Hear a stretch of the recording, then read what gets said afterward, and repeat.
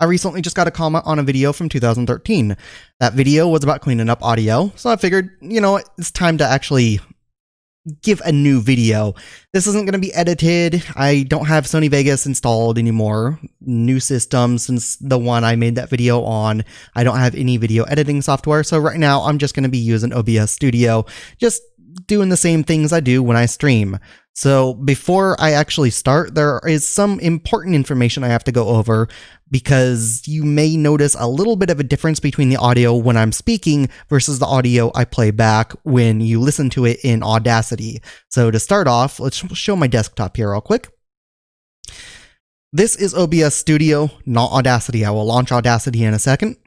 To start off, the thing you're going to be hearing that's different is because I am currently using a noise gate, a limiter, and noise suppression. The noise suppression is what we're going to be focusing on in Audacity, as well as a compression, which I'm not using in OBS Studio because I actually have a mixing board for this microphone, and that mixing board is using compression. I will also be turning my audio down to compensate for the fact that I am using compression and other stuff on my mixing board into my computer. This noise suppression here will make it so even as I'm speaking, it's actively clearing out any electrical interference or white noise that you may hear in the background. So try and ignore the fact that that isn't there, and ignore the fact that it is there on Audacity, because it's only not there when the audio is going through OBS Studio. With that said, let's go ahead and minimize this and launch Audacity. I did just download and install the newest version, so if you want to check the version, you can go up to Help, About Audacity. The version is right up top. I was using 2.3.3 right before installing this one. This is the newest version at 2.4.2. In order to get your audio cleaned, first you want to start by recording your audio with at least a 5-second silence window. 5 seconds is a relatively decent amount of time. Less can also work, but the longer silence area you have, the better profile you will obtain when you go to actually remove that background sound from your audio. With that said, let's go ahead and give a 5-second countdown.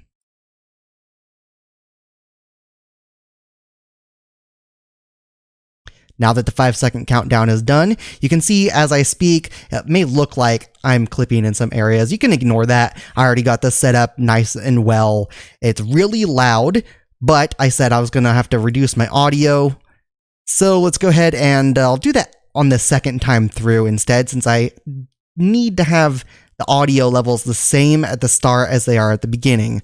I'll do one more time through, just to show how things work on something that's a little less set up. So I'll reduce my audio to about 48 after I run you through what to do. Now that I've actually spoke and just rambled on a little bit, this should be a long enough clip that you can kind of listen to what it's doing. I'll tell you when you need to start paying attention to what to do in order to adjust your audio. For now, I just want to play back a few little bits of audio and point out the things that you need to pay attention to that you're going to be listening to as you try and narrow down what it is you're trying to do with your audio in order to clean it up. So in this area, I'm just going to, at first, I'll undo this. I'm going to amplify so you can see what it looks like. This is the background noise that was already there, that was present. All I did is I boosted the audio on it. So if I play this back, it might be a little bit loud, so give you a second to turn down your system. Now I'll play it.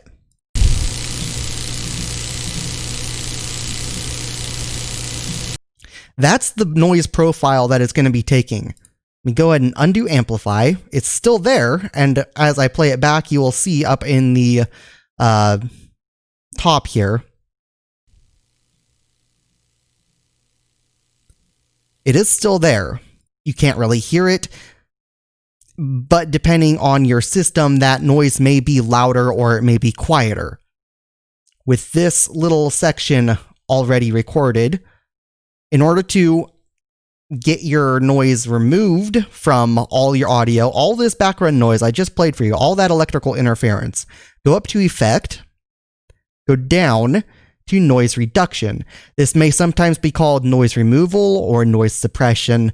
It doesn't really matter what it's called, as long as it's basically just saying, okay, this is for removing the background noise, pretty much. So reduction, suppression, removal, whatever, it doesn't matter. Go ahead and click on it. It should be called noise reduction in the current version. That's 2.4.2 of Audacity. Of course, with this silence area highlighted, you then want to go in, click Get Noise Profile. Then unhighlight that and highlight the entire track. You can do that by just clicking over here. Then go back up to Effect, down into Noise Reduction, and go ahead and set your settings here. You can copy these, it works fine. You can do Reduce or Residue. I prefer doing Reduce. It's called Reduce in this version instead of Remove in a previous version, but it's effectively the same thing. You can set the sensitivity. That'll be the sensitivity of loudness it's looking at. It's based upon decibel levels, so 9 decibels above or below the given profile noise level. With that, as you can see, the rest of my audio is a lot louder. It's not really an issue having a 9 decibel difference there. The audio that was in that section, as you saw when I played it back, it was up around the -40 range at a peak. So 9 higher, it won't really make a difference. If your audio is too close to this background noise, you need to increase your audio. If increasing your audio increases your background noise, then you need to get into a quieter area. Or move your microphone away from any electronics. If I move my microphone too close to my computer, for example, it'll pick up a lot more of the electrical interference. And it will be a lot harder to clear that noise out and may actually then cause some distortion. Because of that, you want to have as little noise as possible.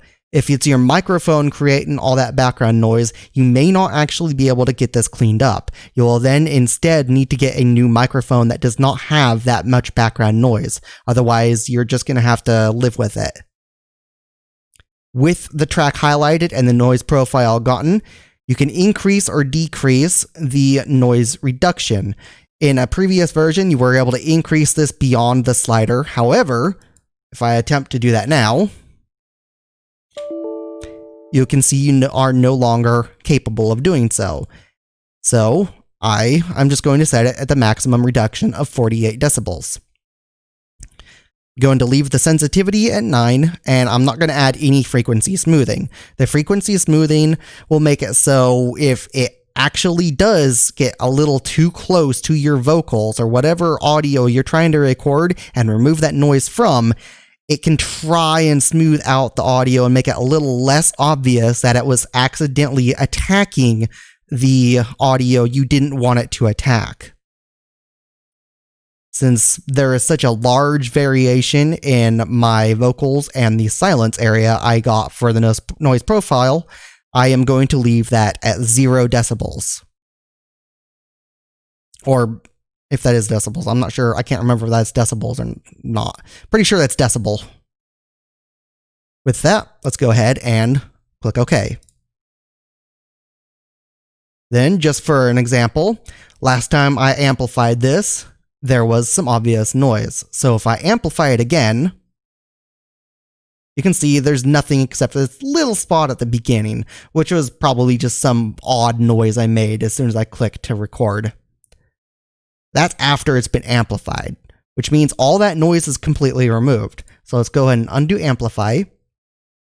Actually, you know what? Let's redo amplify and let you listen again.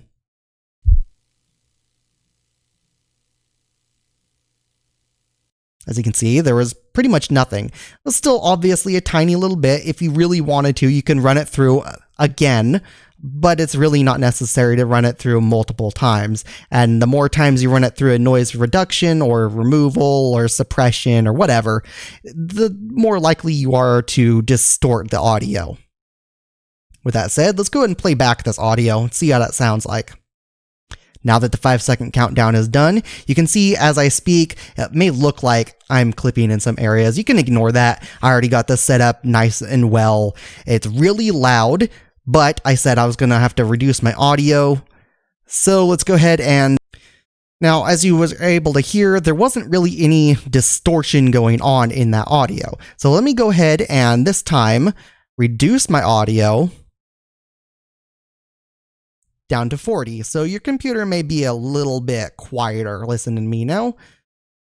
And I'm going to go ahead and just remove this track and get a new 5-second intro.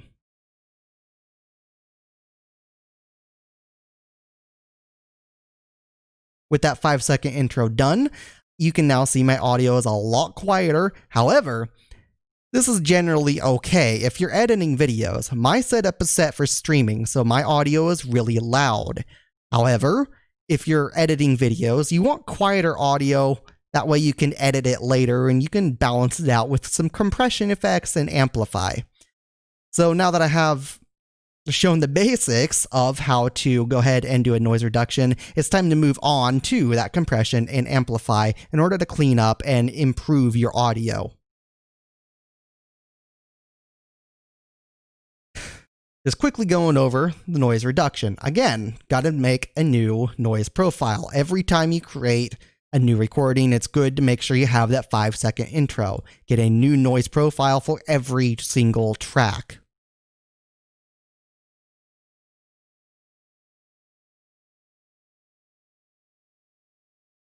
With that done, the next step is to make this a little bit louder.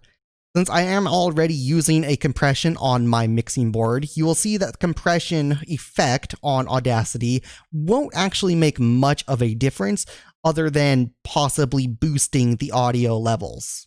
So let's go ahead and go up to Effect now that it's all highlighted and the noise removal has been applied. You want to or noise reduction. You want to apply the noise reduction, removal, or whatever before you apply any compression or amplify effects. Otherwise, you're going to be more likely to create some distortion in your vocals.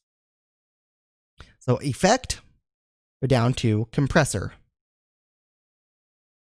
This may seem a little bit weird, but these are the default settings with one exception. Compress based on peaks is usually, if I remember right, it's either compress based on peaks or it's make up gain for 0 decibels after compressing. One of these is usually unchecked. You can leave this one unchecked without any worry. For this effect, I'm going to actually leave this unchecked just because I'm going to be showing you how to use an amplify after this anyways, and that amplify is kind of made unnecessary without this. I'll show what this does after I show you amplify. Compress based on peaks is best to use because then it will base compression upon the loudest peak, the highest point on the waveforms. And it generally will cause less distortion. These default settings you can then play with if you really want to. I'm not gonna be playing with them because they worked fine, and at least for my setup with a mixing board already running and an EQ with that mixing board adding compression, I'm not going to really see any real difference to the way this looks. As you can see, it still made it louder. However, you can see the audio levels, and I'll undo so you can listen to the loudness as well. So this is after compression was applied. With that 5-second intro done, you can now see my audio is a lot quieter. However, this is generally okay. If you're editing videos, my setup is set for streaming, so my audio is really loud. And let's go and undo that compression. That way you can listen to that same segment again before compression was applied. With that 5-second intro done, you can now see my audio is a lot quieter. However, this is generally okay. If you're editing videos, my setup is set for streaming, so my audio is really loud.